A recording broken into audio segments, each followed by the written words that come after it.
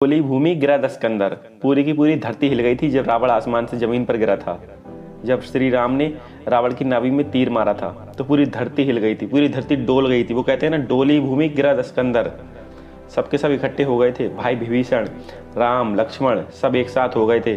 और उस जुदाई की बेला में प्रभु श्री राम ने लक्ष्मण से कहा, कुछ सीख कर आओ रावण से। देखो, सीखा तो कहीं से भी जा सकता है, लेकिन जिससे पूरी जिंदगी बैर रही हो उसके पास सीखने को भेजा जा रहा था। वो भी किसको? लक्ष्मण को। क्योंकि वहां से वो सब सीखा जा सकता था जो कहीं से नहीं सीखा जा सकता था। 4 वेदों का ज्ञान यहाँ से मिल रहा है, वहां से सीख लेना चाहिए।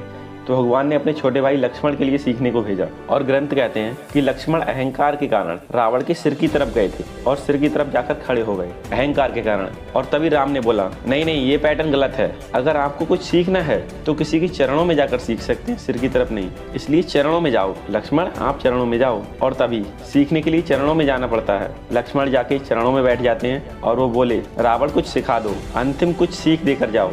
बड़ी आकस्मिक घटना है। रावण ने लक्ष्मण से बोला, क्या सिखाऊं तुझे? मेरा एक सवाल है, तू मेरे सवाल का जवाब दे दे, मुझे मोक्ष की प्राप्ति होगी। तो लक्ष्मण बोले, तुम क्या सीखना चाहते हो? तो रावण बोलता है, मेरा एक सवाल है, तू बस उसका जवाब दे दे, मुझे मोक्ष की प्राप्ति हो जाएगी। रावण अपनी पूरी जिंदगी कभी लक्ष्मण को लक्ष्मण नहीं बोला, राम को राम नहीं बोला, हमेशा ऐसा ही बोला, हे बनमानुष, हे मानव, हे आदमी, बस ऐसे ही बोला। उसको तो नाम लेते हुए भी लज्जा आती थी, तकलीफ होती थी। तो रावण बोलता है, मेरे एक सवाल का जवाब दे दे। तू क्षत्रिय में ब्राह्मण, तू क्षत्रिय मैं ब्राह्मण, मैं कुल में तुझसे ऊंचा, मेरी सेना तुझसे बड़ी और मैं 4 वेदों का ज्ञाता।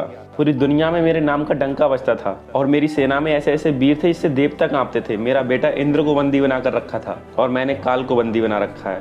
और सबसे इम्पोर्टेंट बात, ये मेरी धरती पे तुम 7 समुद्र पार से 2 बनमानुष आके मुझसे जीत गए, ये कैसे? तब लक्ष्मण बोलते हैं, ये सब मुझे नहीं पता।